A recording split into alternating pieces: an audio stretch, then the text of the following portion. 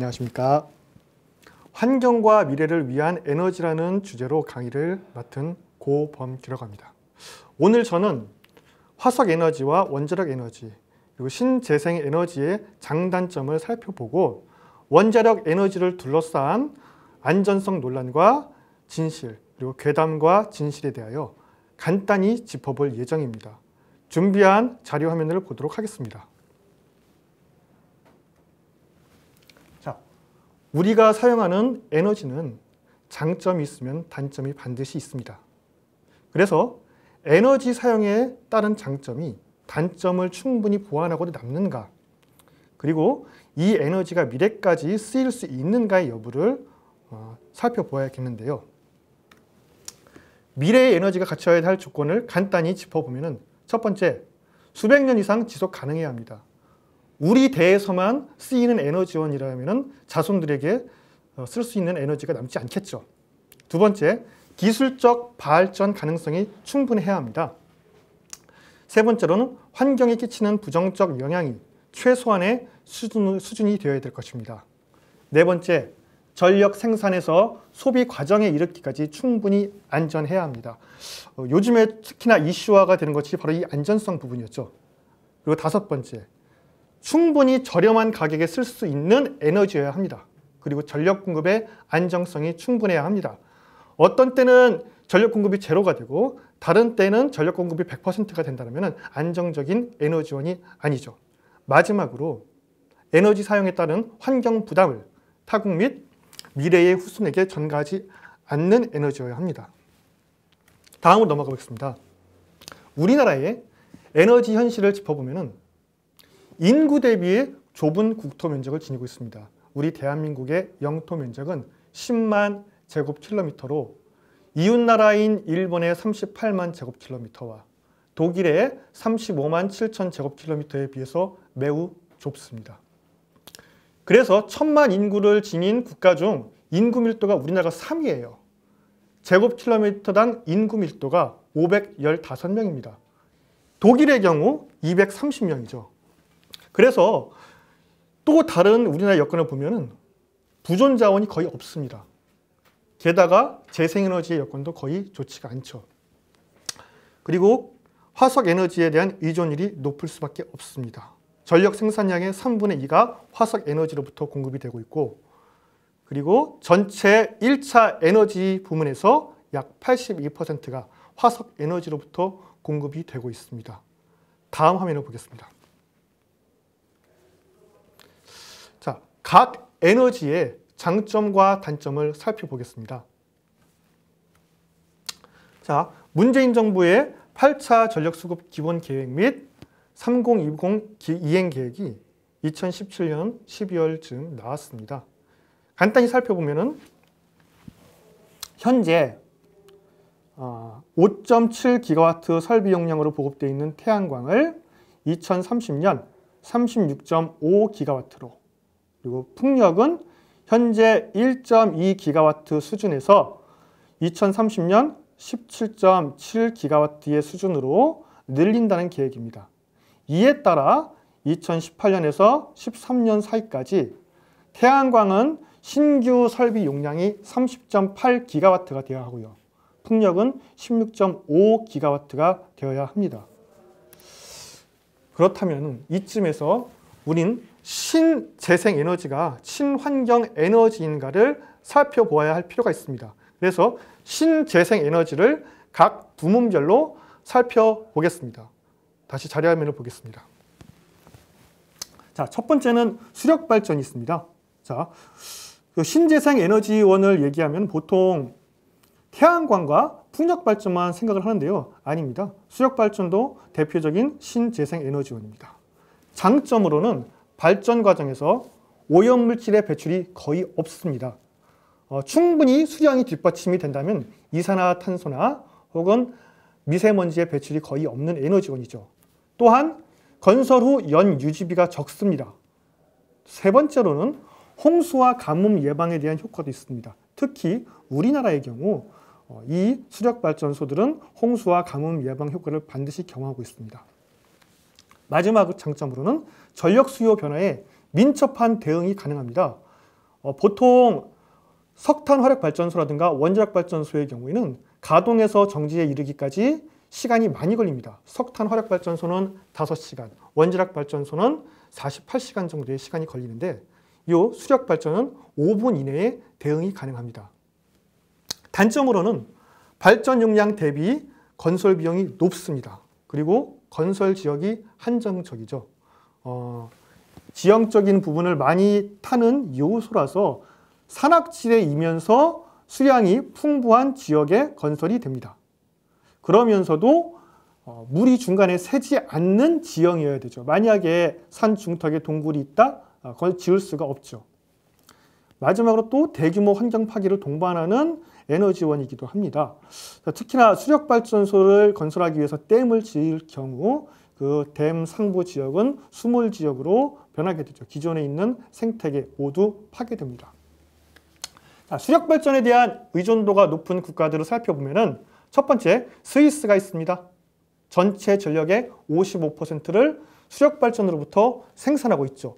이 스위스는 알프스로부터 내려오는 빙하수를 이용해서 풍부한 수자원을 이용해서 수력발전을 하고 있고요. 스웨덴 역시 전체 전력의 42%를 수력발전으로부터 얻고 있습니다. 스웨덴의 경우는 수력발전 이외에도 원자력발전의 비중이 40% 정도가 되는 국가입니다. 그리고 오스트리아의 경우 전체 전력의 69%나 수력발전으로부터 얻고 있습니다. 마지막으로 캐나다 하면 떠오르는 것이 바로 오데호 연안이죠. 자, 풍부한 수자원을 기본 바탕으로 해서 역시나 전체 전력의 58%를 수력발전으로부터 얻고 있습니다. 다음을 보겠습니다. 자, 바이오매스를 보겠는데요.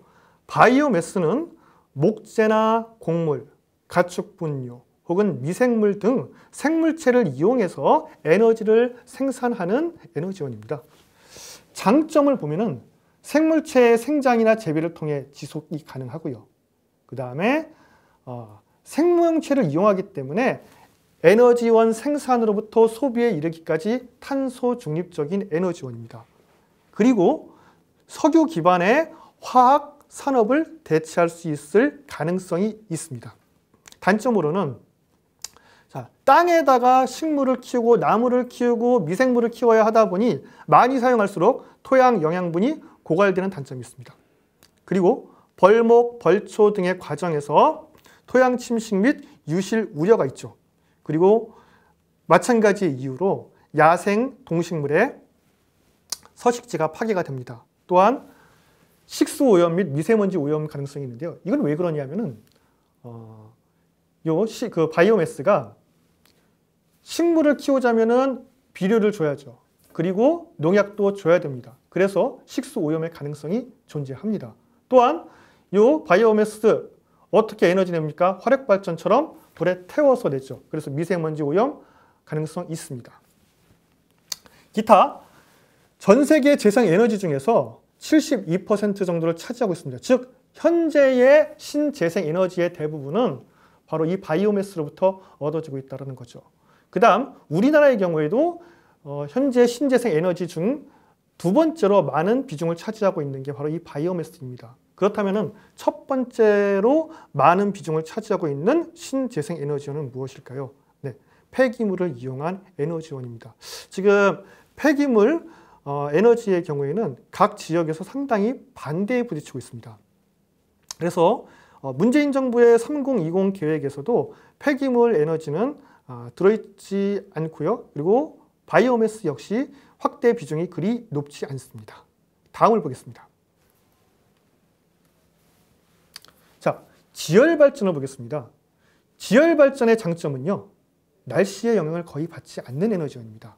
그래서 기저부하로 쓰일 수 있는데 이 기저부하라는 건 뭐냐면은 일정한 양의 에너지를 지속적으로 공급이 가능할 수 있기 때문에 전력의 최소양을 안정적으로 공급할 수 있는 에너지원이고요. 출력이 조정이 쉽습니다.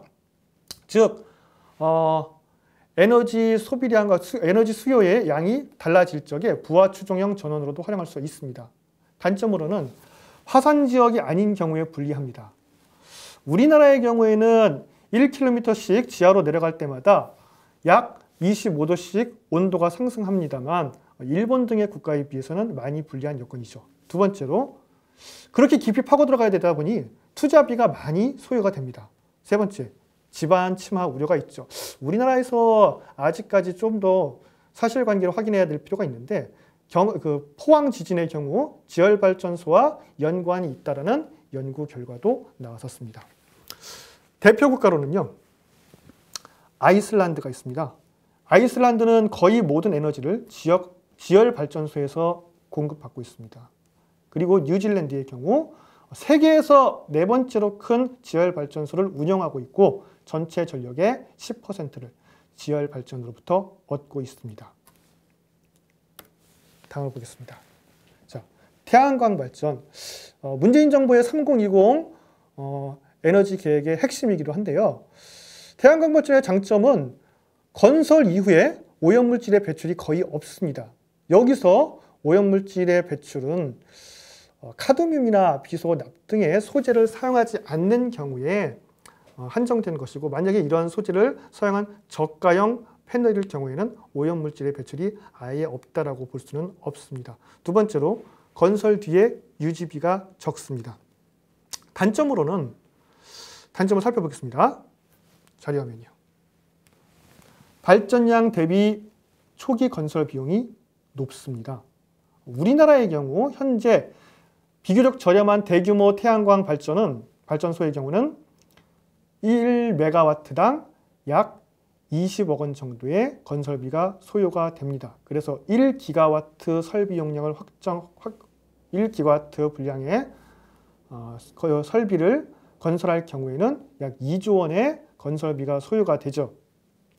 그리고 주택의 지붕이나 건물 옥상에 짓는 루프탑 방식의 태양광 발전소의 경우 비용은 더 상승합니다.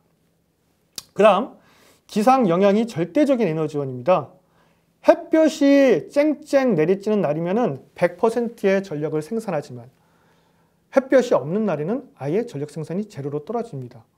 혹은 같은 날이라도 구름이 끼어있느냐 끼어있지 않느냐에 따라서 전력 생산이 0에서 100을 심하게 오르락 내리락 하는 에너지원이죠. 그래서 대단히 불규칙적인 전기를 생산하는 에너지원입니다. 또한 대규모 건설 부지가 필요합니다. 1기가와트 설비 용량당 13.2제곱킬로미터, 여의도 면적의 4배를 훌쩍 넘는 광대한 건설 부지가 필요한 에너지원이죠. 조금 더 건설 입지가 좋을 경우에는 10제곱킬로미터의 건설 부지에 건설할 수도 있습니다. 그러나 이런 부지를 찾는 것도 어렵고 또 제한적입니다. 대표 국가로는요. 화면을 보겠습니다. 대표 국가로는 중국이 있습니다. 설비 용량 129.8기가와트입니다. 이건 2017년도 기준이었고요. 독일의 경우에는 설비 용량 43기가와트가 2017년도 기준으로 설치가 되어 있습니다. 우리나라의 경우에는 전체 전력의 설비 용량이 약 110기가와트 정도인데 우리나라 전체 설비 용량의 거의 한 40% 정도에 해당하는 분량이 태양광 발전으로 되어 있습니다. 독일과 우리나라는 전력 생산량과 소비량이 거의 비슷합니다. 우리나라는 1년 동안 생산되는 총 전력량이 545테라와트시이고요. 독일의 경우는 약 650테라와트시 정도입니다. 독일이 우리나라보다 한 20% 정도 더 높은 수준인데 지금 여기서 생산되는 전력 생산량은 전체의 6.1%밖에 안 되죠.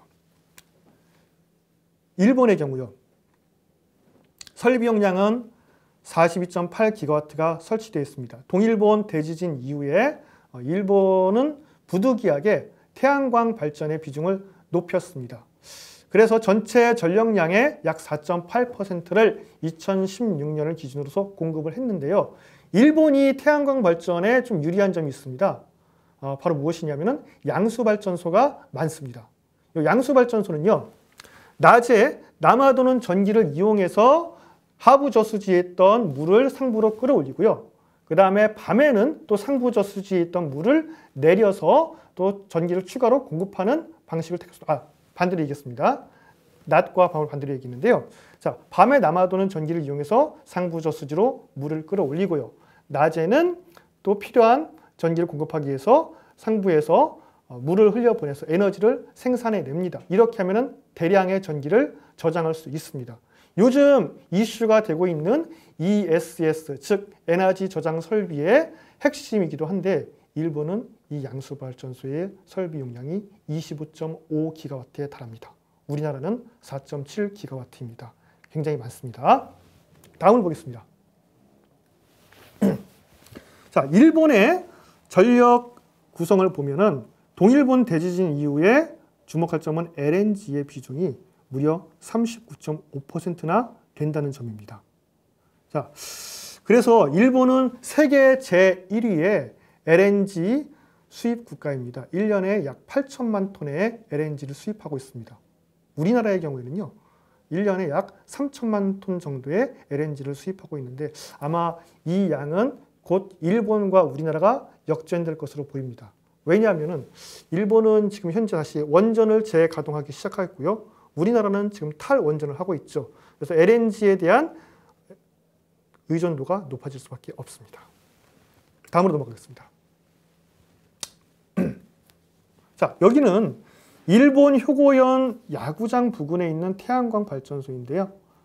자, 보시면은 굉장히 빽빽하게 태양광 패널이 설치되어 있습니다. 여기는 지금 연못 위입니다. 즉 수상 태양광 발전소죠. 야구장의 넓이는요, 실제 경기하는 공간이 약 1만 제곱미터 정도가 됩니다. 비교해 보면은 여기가 얼마나 넓은지 이해가 되실 겁니다. 이 정도 부지에도 설치할 수 있는 용량이 2.3메가와트 밖에 안 됩니다. 자, 여기는 신안 동양 태양광 발전소입니다. 설비 용량은 24메가와트, 부지 면적이 67만 제곱미터인데 사실 이 정도 부지면은 원자력 발전소 하나를 지을 수가 있죠. 그렇습니다. 그런데 이렇게 넓은 부지를 가지고 고작 원자력 발전소 설비 용량의 2.4%밖에 안 되는 태양광 발전소를 지은 거예요. 그래서 국토가 좁은 우리나라 여건에 이게 맞는 에너지원인가 상당히 회의적이죠. 그 다음 화면을 보겠습니다. 풍력발전은요, 역시 발전 과정에서 오염물질의 배출이 거의 없습니다. 게다가 신재생에너지 중에 발전 단가가 비교적 저렴한 축에 속합니다. 단점으로는 역시 발전 용량에 비해 초기 건설 비용이 높습니다. 메가와트당 약 25억 원에서 50억 원가량의 비용이 소요가 됩니다. 만약 1기가와트, 원전 1기 정도와 설비 용량이 비슷한 풍력발전단지를 설치할 경우 약 3조 5천억 원에서 7조 원 정도의 비용이 투입이 됩니다. 만약 신고리 오르코기와 같을 경우가 이렇게 된다는 거죠. 그리고 날씨의 영향이 절대적입니다. 바람이 부는 날은 100%의 전력을 생산할 수도 있고요. 바람이 안 불면 0%로 에너지 생산량이 떨어질 수도 있습니다. 그 다음 대규모 환경 파괴를 동반합니다. 이게 어느 정도냐면 화면을 보면서 보겠습니다. 자, 이 사진은 오마이뉴스에 걸려있던 사진을 좀 빌려왔습니다. 자, 지금 이렇게 땅을 파헤치고 있죠. 이 땅을 파헤치는 면적이 어느 정도이냐? 바로 풍력 터빈 설치에 필요한 일격거리를 고려할 때 1기가와트당 66제곱킬로미터의 면적이 필요합니다. 보통 3메가와트 규모의 풍력 터빈의 경우 풍력발전 날개의 지름이 약 100m 정도가 됩니다. 그렇다면은 바람이 주로 오는 방향을 주풍 방향이라고 하는데 이 주풍 방향으로는 풍력발전기의 간격을 풍력발전 날개의 6배 간격으로 설치를 해야 됩니다. 6배, 6배, 6배 이렇게요. 그리고 주풍과 직각인 방향으로는 약 3배 정도의 간격으로 설치를 해야 됩니다. 이렇게 해서 나오는 부지 면적이 약 66제곱킬로미터예요. 굉장히 넓죠. 근데 또 풍력발전 업계나 정부의 추산으로는 좀 다릅니다. 왜 그러냐 하면요. 자, 보겠습니다. 풍력발전 업계의 주장으로는 1기가와트당 4에서 5제곱킬로미터만 있으면 된다. 물론 원전과 비교했을 때는 굉장히 넓죠. 원전 0.6제곱킬로미터면 됩니다. 그래도 넓죠. 근데 이 아까 얘기했던 66제곱킬로미터에 비해서는 상당히 좁은데 이게 뭐냐면요. 자, 실제로 지금 이 사진에 보이는 것처럼 도로를 내고 풍력 터빈을 세울 공간을 만들 때 파헤치는 면적만을 얘기한 겁니다. 그렇게 파헤치는 면적만 기가와트당 4에서 5제곱킬로미터입니다. 이걸 감안해도요. 저는 이렇게 부지를 많이 필요로 하는 에너지원이 우리나라에 필요한 에너지원인가 좀 의문입니다. 그 다음을 보겠습니다. 자, 미국의 풍력발전 현황을 보면은요.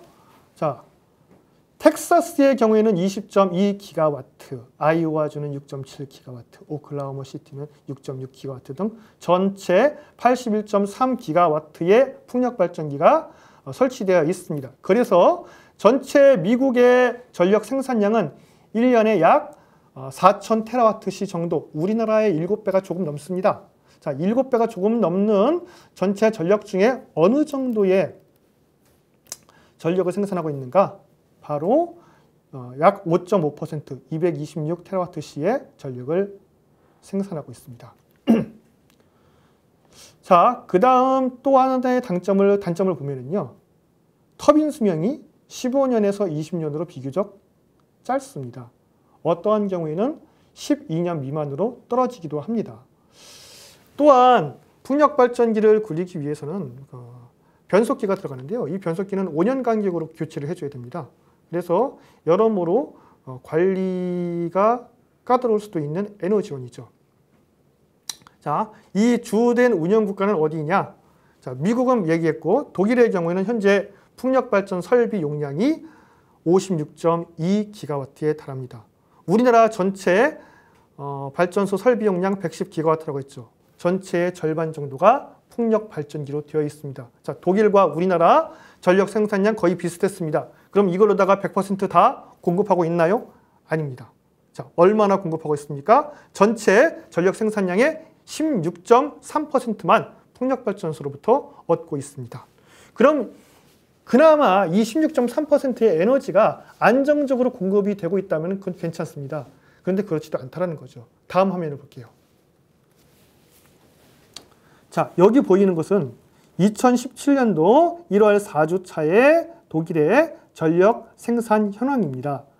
자, 여기 지금 녹색으로 보이는 부분이 풍력 발전에 의한 전력 생산 부분이고요. 노란색으로 보이는 부분은 바로 태양광 발전입니다. 태양광은 햇빛이 떠 있는 낮에만 전력을 생산할 수 있습니다. 풍력 발전, 바람이 있어야지만 생산이 되죠.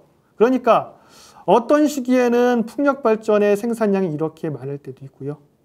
태양광 발전이 또 많이 나오는 시기가 있습니다. 그런데 다른 날에는 풍력 발전과 태양광 발전 둘 다 생산되지 않는 날이 있습니다. 전력 생산이 둘 다 제로로 떨어지는 날이 분명히 있다라는 거죠. 자, 독일의 경우도 이렇습니다. 그럼 독일은 어떻게 해결을 할까요?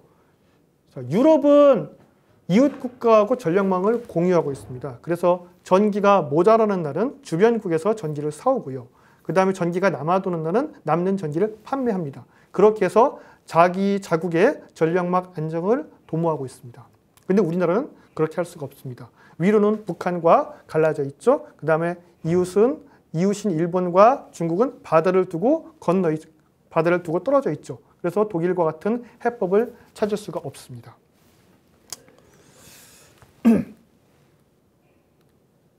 자, 이 그림은 2002년도로부터 2017년도까지 독일의 각 에너지 부분별 설비 용량의 변화입니다. 지금 2017년도를 기준으로 해서 보면은 요 육상 풍력 발전 50.9기가와트, 해상 풍력 발전 5.3기가와트, 바이오매스 7.4기가와트, 그리고 원자력은 현재 10.8기가와트까지 줄어들어 있습니다. 자, 보기에도 굉장히 적은 것 같죠.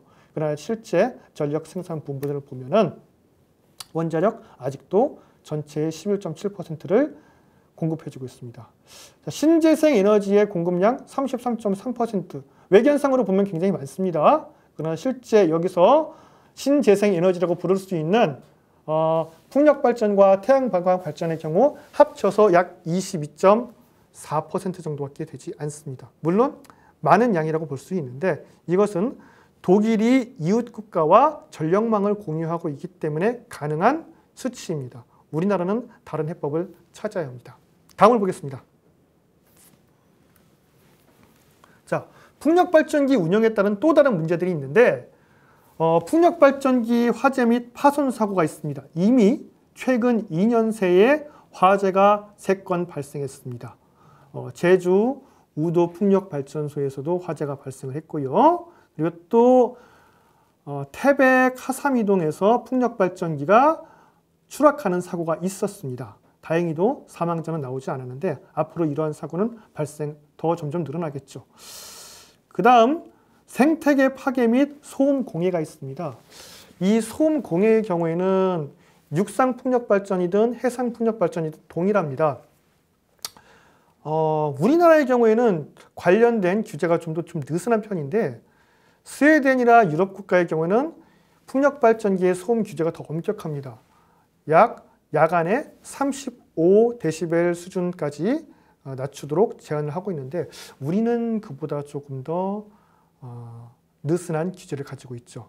그 다음 중금속 물질 및 유해 화학 물질의 배출 요인이기도 합니다. 그리고 대형화할수록 터빈의 재활용이 어렵습니다. 여기 잠깐 화면을 보겠는데요. 자, 이 첫 번째 영상은요. 풍력발전기가 쓰러지는 영상입니다. 이렇게 안전하게 서 있는 것이 아니라 바람에 의해서 풍력발전기가 쓰러지기도 합니다. 자, 그 다음으로는요. 자, 지금 풍력발전기 주위로 새가 날아들고 있죠. 자, 자, 보시면은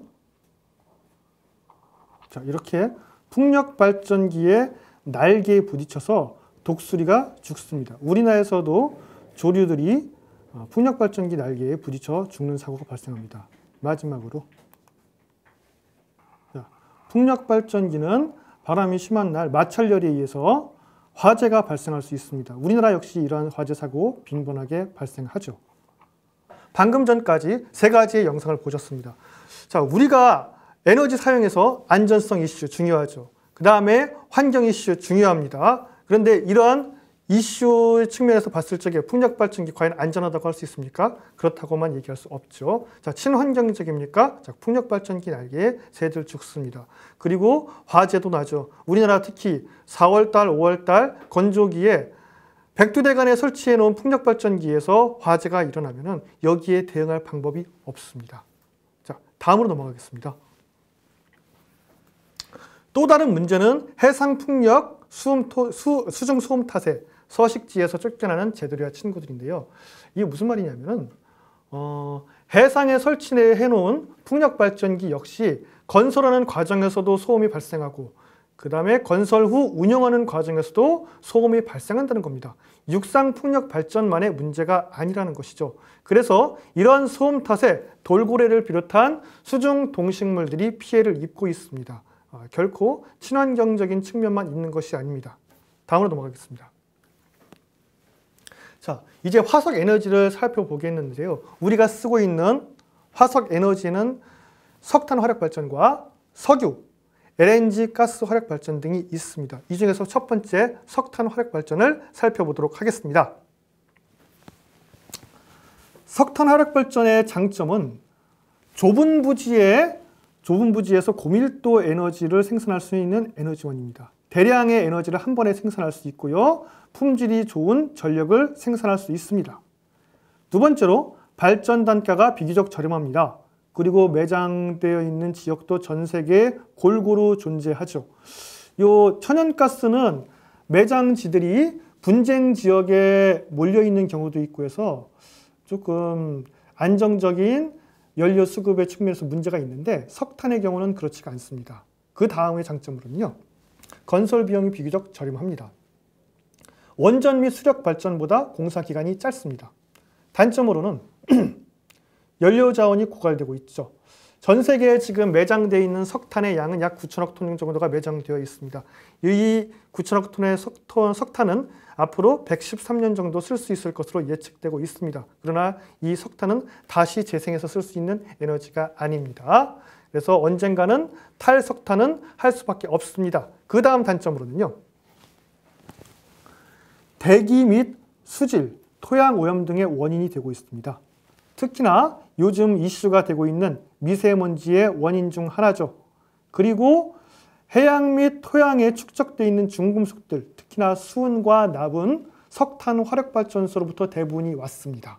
그래서 이 석탄 화력발전 언젠가는 멈출 수밖에 없습니다. 그 다음 온실기체의 배출 요인입니다. 특히 석탄 화력발전소에서 배출되는 온실기체의 양이 현재 제일 많습니다. 네 번째로는 발전기의 가동과 중지가 상대적으로 어렵습니다.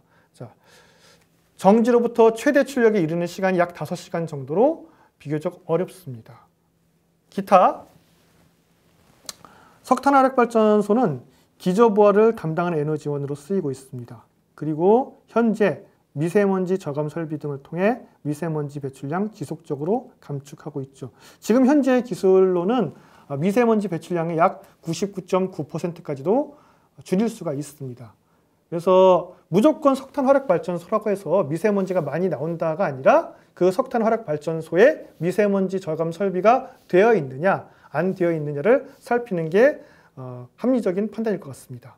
자, 그 다음으로는 가스 화력발전소를 살펴보도록 하겠습니다. 가스 화력발전의 장점으로는요, 가동과 중지가 비교적 쉬운 에너지원입니다.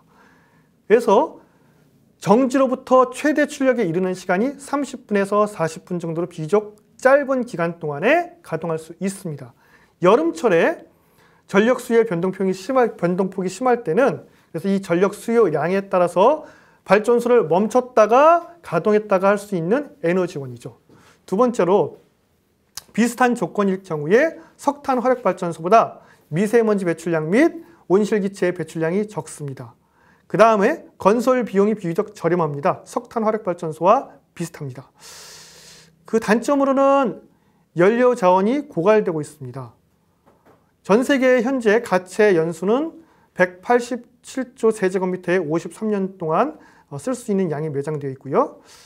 추정 매장량까지 합치면 790조 세제곱미터가 매장되어 있을 것으로 추정되고 있는데 2040년도쯤이 되면 매년 6조 세제곱미터 정도를 쓸 것으로 예측되고 있는 만큼 기껏해야 100년 조금 남짓 쓸 수 있는 에너지원이죠. 기타 사항을 보면 첨두부하에 적합하고요. 전력 변동폭이 심할수록 온실기체의 배출량이 증가하는 문제점이 있습니다. 다음 화면을 좀 볼게요.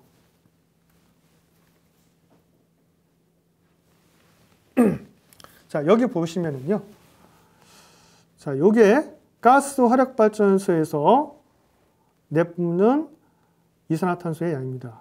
1kW 시당 503g의 온실기체가 배출되고요.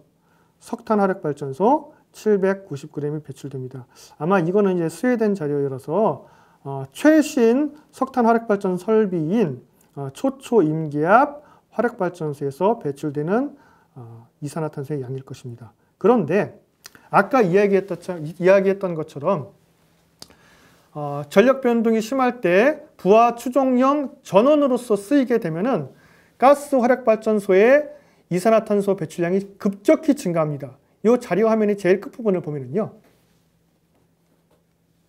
자, 이 부분 1269g으로 아까보다 2배 정도 증가하죠. 이 이유는 왜 그러냐면은 가동했다가 멈췄다, 가동했다 멈췄다를 반복하게 되면은 에너지 효율이 나빠지게 됩니다. 그래서 온실기체의 배출량도 증가하게 되고요. 미세먼지의 배출량 역시 증가하게 되어 있습니다. 그 다음 화면을 보겠습니다. 자, 미세먼지입니다. 자, 요즘에 특히나 관심사가 되고 있는 문제죠. 자, 이 화면을 보면은 화면상에서 이 검게 보이는 경계선이 있죠. 여기가 바로 미세먼지 층입니다. 자, 해발 1000m 이상의 고산지대로 가면은 날씨가 맑고 대기가 안정된 날 이러한 미세먼지 층이 1000m 고도 아래로 형성이 됩니다. 우리 이 미세먼지 마시고 살고 있습니다. 밤에 보면 또 어떨까요? 역시나 지평선 근처에 시커멓게 보이죠? 우리 이 미세먼지를 마시고 있습니다. 그래서 석탄 화력발전이든 가스 화력발전이든 언젠가는 멈춰야 합니다. 미세먼지가 배출되지 않는 에너지원일수록 혹은 배출되더라도 적게 배출되는 에너지원일수록 선택을 해야 되겠죠. 미세먼지는 대체 어느 정도로 위험할까요? 자료 화면을 보면서 설명할게요. 자, 이 화면은요, EEA에서 2015년도에 발표했던 자료입니다. 여기서 2012년도를 기준으로 해서 독일과 프랑스를 살펴보면은 프랑스는 1세제곱미터당 초미세먼지의 양이 14.7 마이크로 세제곱미터였습니다. 독일은 13.3 마이크로 세제곱미터의 미세먼지가 연평균 배출되었습니다. 그렇게 해서 이 두 나라에서 발생한 사망자 수를 보면은 프랑스에서는 연간 43,400명의 조기 사망자가 발생했고요. 독일에서는 59,500명에 달하는 조기 사망자가 발생했습니다. 그러면 2년 뒤에는 어떻게 달라졌을까요? 자, 여기 또 사진을 보시면요. 독일. 자, 미세먼지의 배출량 아까 13.3 마이크로그램이었죠. 변화가 없습니다. 프랑스 약 14 마이크로그램에서 11 마이크로그램으로 줄었죠. 그래서 자, 요 미세먼지로 인한 조기 사망자 프랑스는 연간 34,880명, 독일은 연간 66,080명의 조기 사망자가 발생했습니다. 우리나라의 경우에는 연평균 미세먼지 농도가 약 25 마이크로 세제곱미터로 독일보다 2배 정도 더 높습니다. 그래서 연간 발생하는 조기 사망자는 약 1만 5천 명에서 3만 명 정도로 예측이 되고 있는데 왜 독일보다 적게 나오냐면은 인구의 구성 상태가 다르기 때문에 그렇습니다. 독일은 만 65세 이상의 노령층 비율이 높고요. 우리는 그보다 적습니다. 그래서 미세먼지에 의해서 영향을 받는 정도가 조금 다릅니다. 요 인구 보정치를 적용할 경우 역시 우리나라의 10만 명당 미세먼지 사망자 수가 독일보다 2배 정도 더 높습니다. 다음을 보겠습니다. 자, 계속해서 프랑스와 독일을 보겠는데요. 독일은 화석 에너지 의존율이 전체의 79.7%입니다. 프랑스는 46%입니다. 2014년도 기준입니다. 그리고 우리나라는 82%.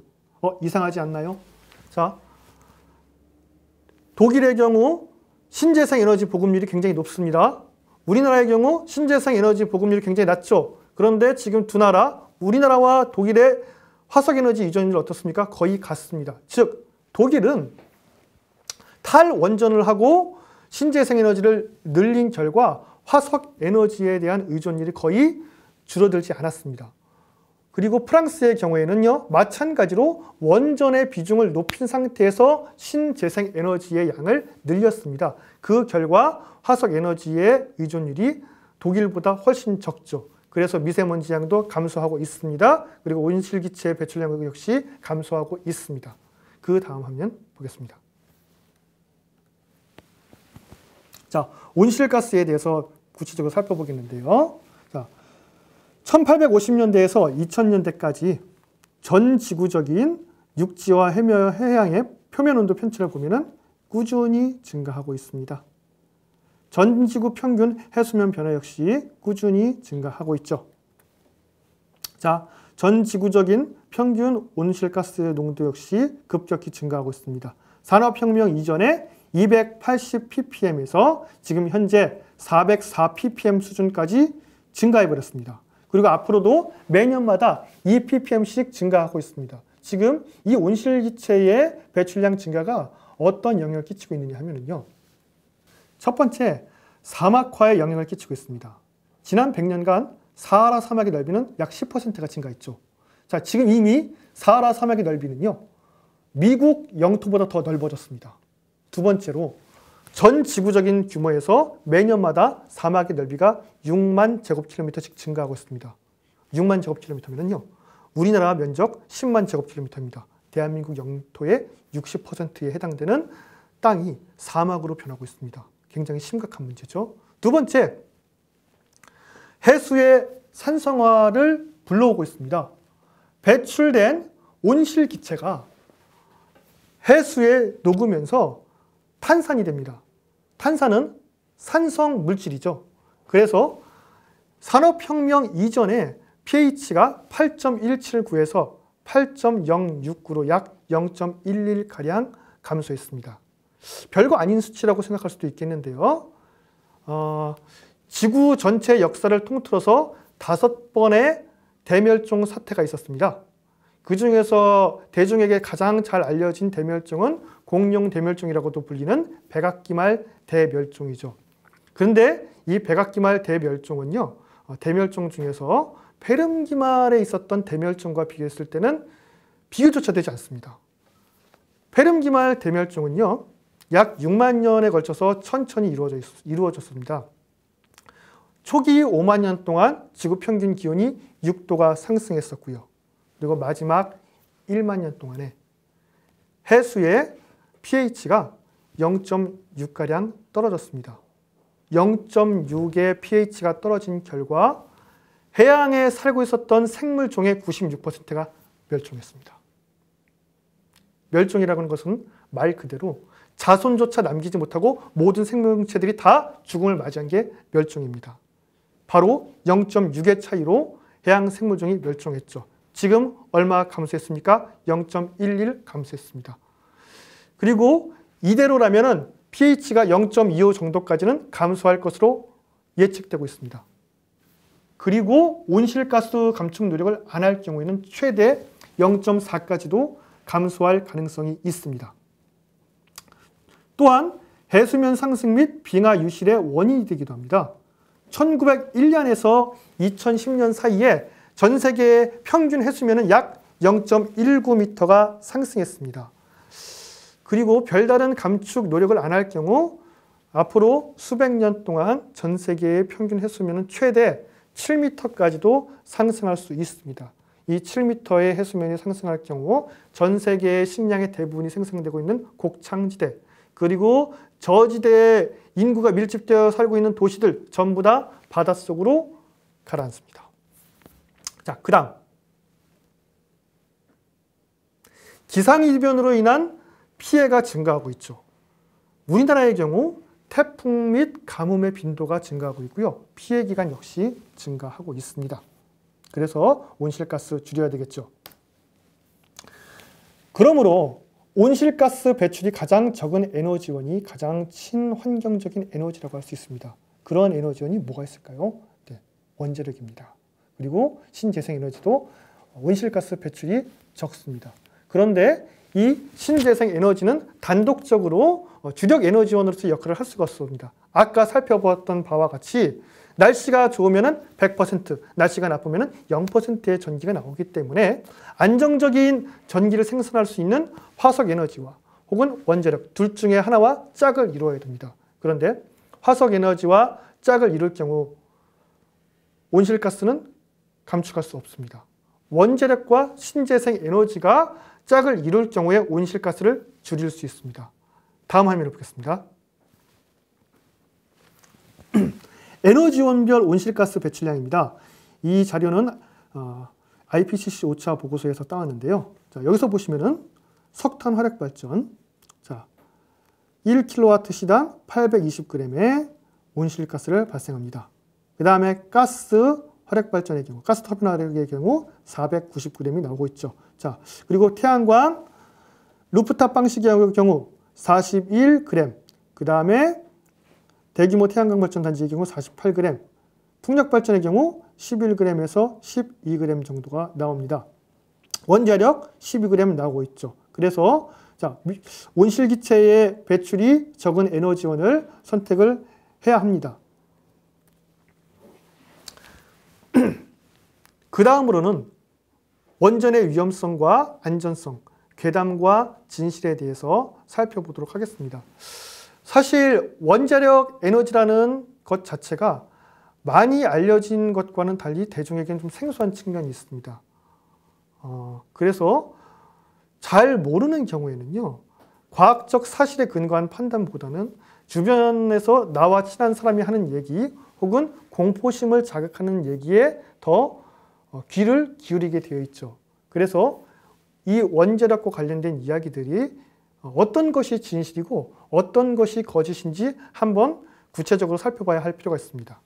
자료화면을 보겠습니다.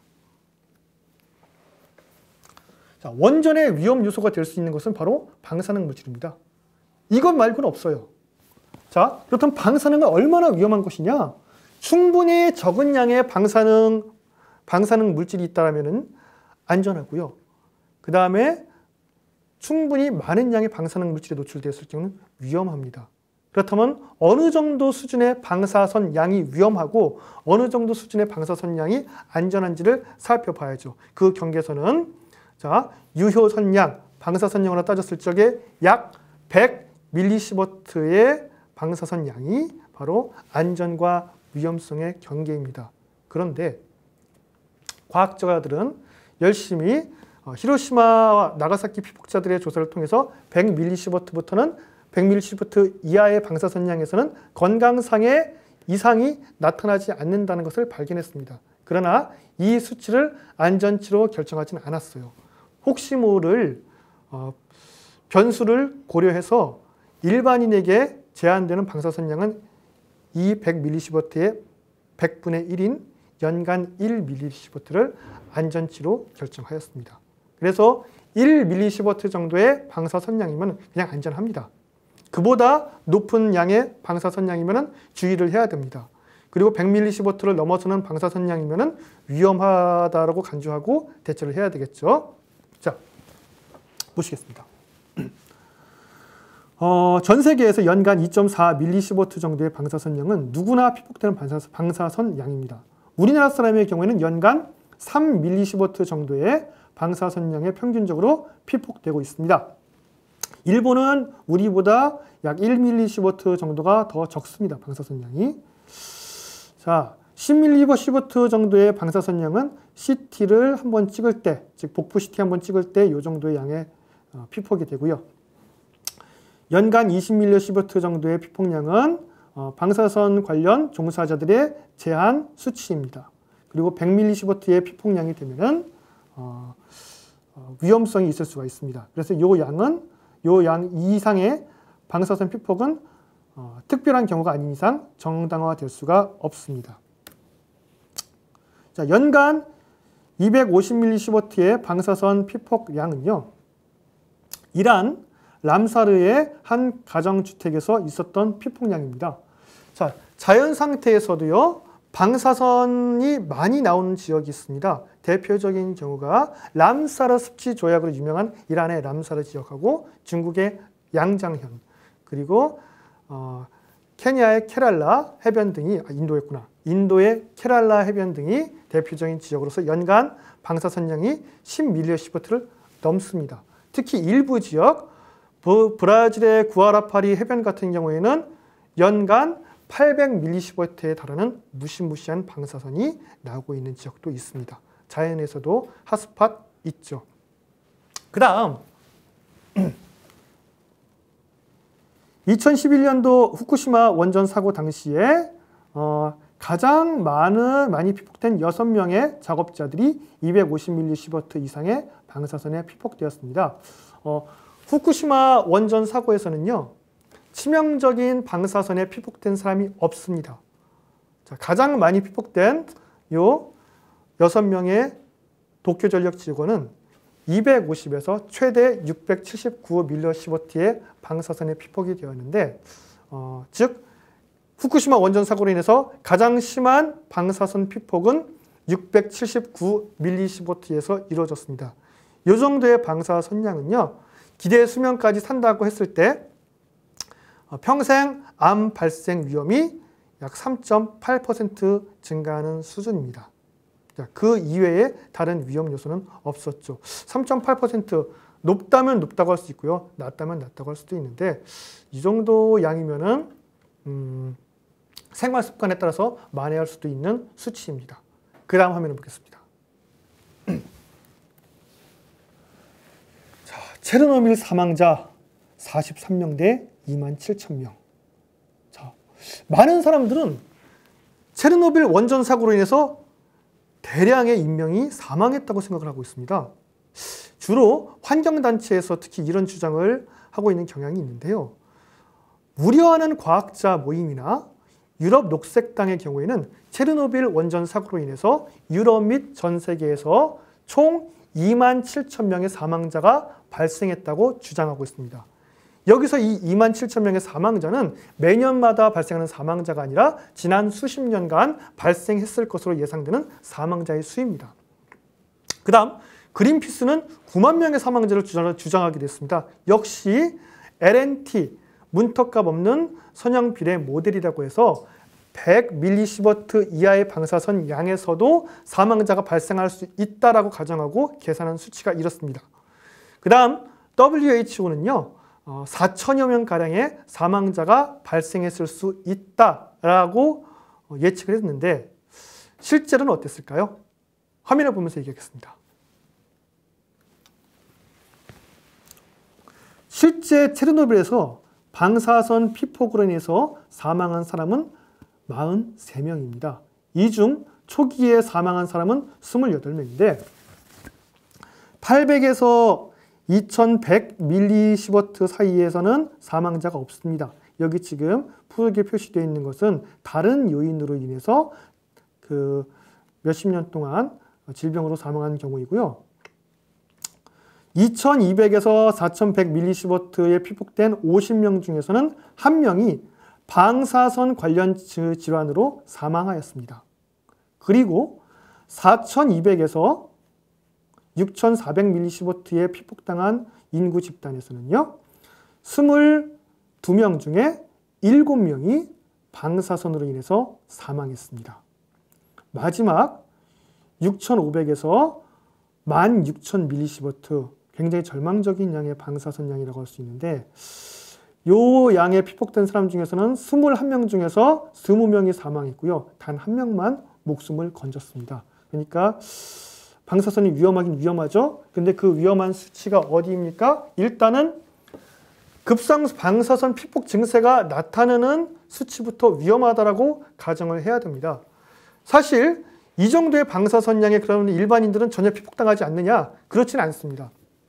자, 여러분들 주변에 갑상선암 수술을 받은 지인이나 가족이 있다라면은 갑상선암 수술 이후에 경우에 따라서는 방사선 아이오딘 치료를 받기도 합니다. 아이오딘 131을 복용하는 것인데요. 그럼 3일 정도 병원에 입원해서 격리 생활을 하죠. 이때 복용하는 아이오딘 131의 양은 100mC에서 250mC 정도가 됩니다.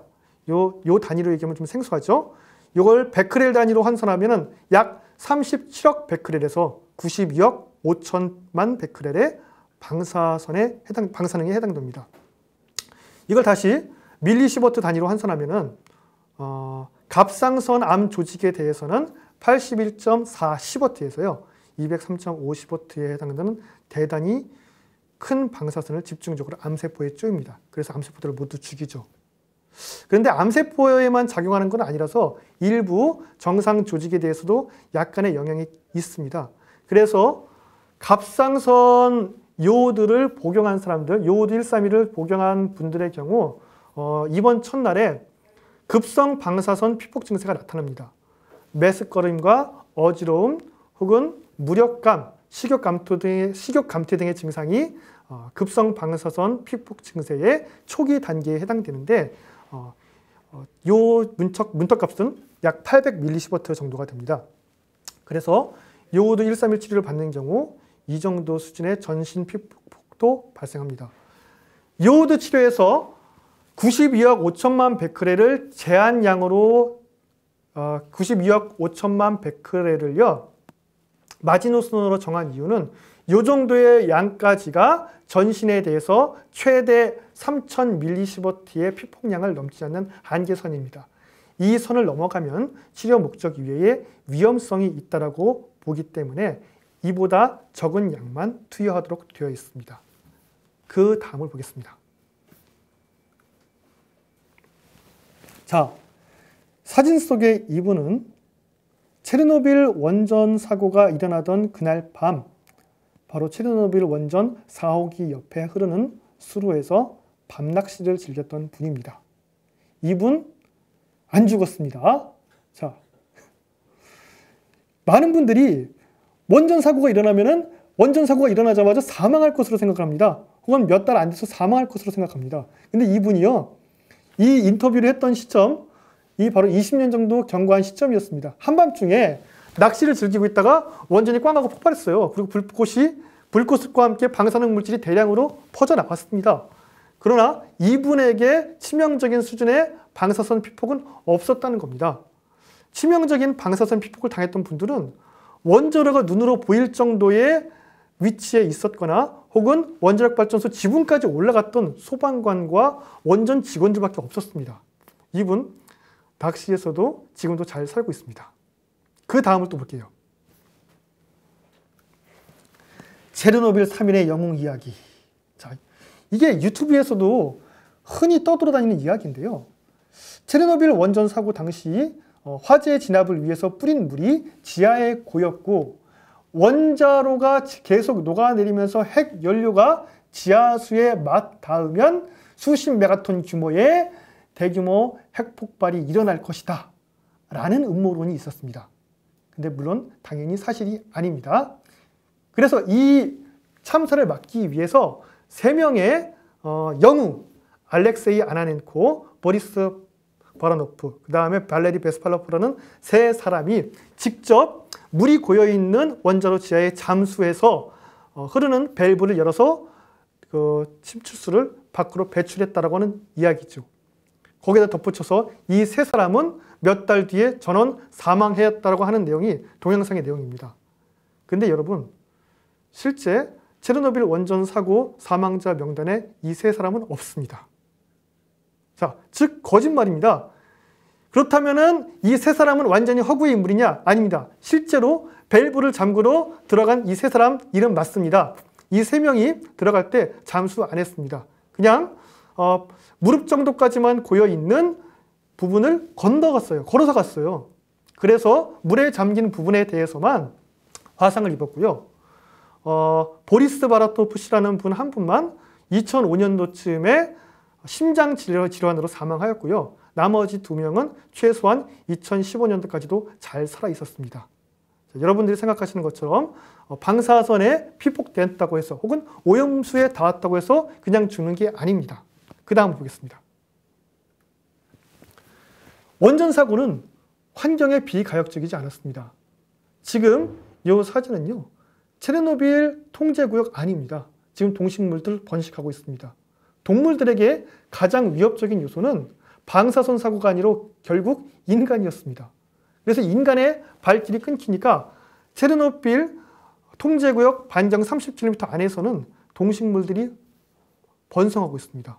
우리나라에 마치 DMZ와 비슷한 경우이죠. 그래서 요약을 하면은요, 원자력의 진정한 가치, 치명적인 미세먼지를 감축할 수 있는 가장 효과적인 에너지입니다. 그리고 환경과 생태계에 비가역적인 손상을 입히는 것은 방사선 사고가 아니었습니다. 바로 온실가스였습니다. 그 다음 원자력은 온실가스를 감축할 수 있는 가장 효과적인 에너지입니다. 특히 원자력과 신재생 에너지는 적대관계가 아닙니다. 원자력과 신재생 에너지가 같이 갈 때 바로 온실가스 감축할 수 있고요. 미세먼지 감축할 수 있습니다. 그 다음 기술적 발전 잠재력 및 지속 가능성도 충분합니다.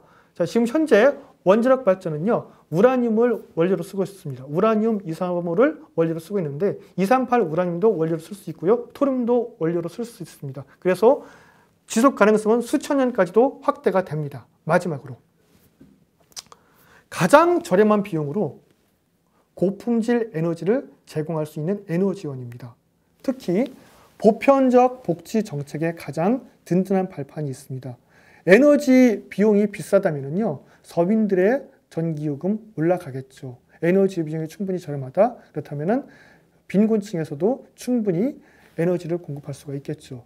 지금 현재 상태로는 태양광 발전과 풍력 발전의 비율을 높였을 때 전기요금은 올라갑니다. 근데 원자력 발전의 비중을 올린다면요, 더 낮출 수도 있습니다. 그리고 거기서 나온 재원을 발판으로 해서 복지 정책도 펼칠 수가 있죠. 그래서 자, 우리가 쓰고 있는 에너지원 중에서 절대적으로 나쁜 에너지원은 없고요. 절대적으로 좋은 에너지원도 없습니다. 그러나 현재 온실가스 문제와 미세먼지 배출의 문제를 고려했을 때, 그리고 또 가채 매장량의 한계를 고려했을 때 화력발전은 언젠가는 멈춰야 됩니다. 그렇다면 미래에는 화력발전이 아닌 다른 에너지원을 써줘야 되죠. 다른 에너지원이 땅속에서 갑자기 나오지는 않습니다. 원자력 발전이라든가 신재생 에너지나 둘 중 하나에서 선택할 수밖에 없죠. 그래서 우리가 미래에 쓰게 될 에너지는 원자력 발전과 신재생 에너지의 조합으로 가야 합니다. 감사합니다.